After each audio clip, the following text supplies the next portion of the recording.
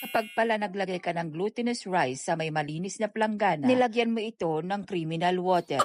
Sinamahan mo na rin ng bukayo. Saka mo pinakita yung malinis mong kamay. Saka mo hinalo-halo ito at minasa-masa na parang ganyan. Hanggang na-achieve mo yung ganyan na consistency. Nung nakontento ka na sa kakamasa, kumuha ka ng kaunti. Saka mo binulog-bilog at pinlat na parang palitaw. Katapos ay nires mo ito at inilagay sa tabi. Naglagay ka na naman ng asukal sa may kawali. Tapos hindi mo siya hinalo-halo at hinayaan mo siyang matunaw sa mainit.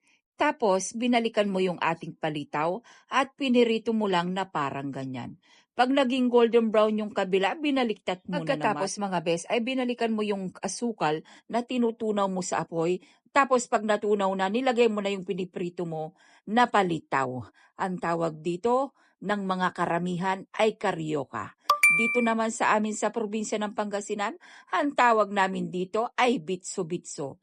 Binibenta ito na nasa stick at 10 piso bawat stick.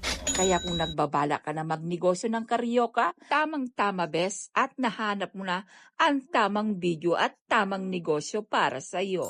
Pag nakita mong luto na yung bitso-bitso or karyoka, ay ilipat mo ito sa may dahon ng saging para hindi sila magdidikit-dikit pag hihiwalay-hiwalin mo sila. Kung natapos mo nang naluto ang ating karyoka, hindi ka nakukontento, nilagyan mo siya ng sesame seeds para lalong masarap. Ito na ang ating finished product na karyoka or bitso-bitso.